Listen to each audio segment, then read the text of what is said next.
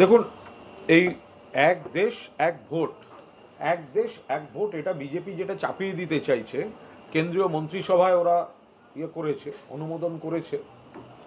তো এ বিষয়ে সবিস্তারে এই মুহূর্তে আমাদের দলের শীর্ষ নেতারা যা বলবেন সেটাই, খুব বিস্তারিত কিছু বলার নেই। শুধু এটুকু বলি যে এক দেশ এক ভোট ভারতবর্ষের মতো দেশে এটা একটা অবাস্তব, অবৈজ্ঞানিক, এবং তৃণমূল কংগ্রেস কোনো অবস্থাতেই সমর্থন করবে না।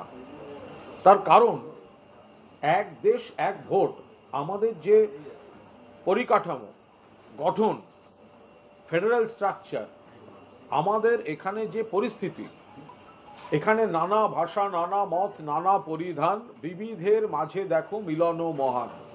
এতগুলি রাজ্য, এবং এতগুলি রাজ্য, তাদের আলাদা আলাদা ইতিহাস, আলাদা আলাদা ভূগোল, আলাদা আলাদা সংস্কৃতি, আলাদা আলাদা নির্বাচনী রসায়ন, সেগুলোকে এক জায়গায় এনে একদিনে ভোট করা সবটা, এটা বিজ্ঞানসম্মত হতে পারে না।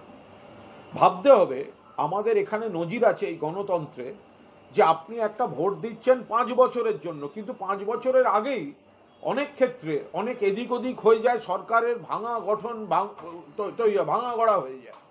মহারাষ্ট্র এর আগেও তাই হয়েছে, মাঝপথে এসে বিজেপি গড়ে দিয়ে গেল। তো তখন এই এক দেশ এক ভোট কোথায় যাবে? যদি কোথাও অন্তর্বর্তী নির্বাচনের দরকার হয়, তখন এক দেশ এক ভোট কোথায় যাবে? এগুলো তো আমাদের দেশে হয়েছে, আমাদের আমাদের লোকসভা নির্বাচন অন্তর্বর্তীত হয়েছে, বিধানসভা একাধিক ক্ষেত্রে হয়েছে। তো ফলে আমরা কোনো অবস্থায় এই অবৈজ্ঞানিক জিনিসটা এগোতে দিতে পারি না।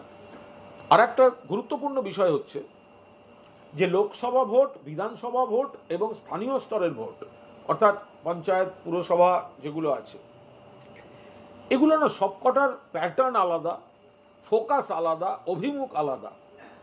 অর্থাৎ লোকসভার ভোট মানুষ দেন দেশ গঠন, এটা মাথায় রেখে, দেশ পরিচালনা। রাজ্য সরকারটা হচ্ছে বিধানসভায়, আবার স্থানীয় প্রশাসন এখানে।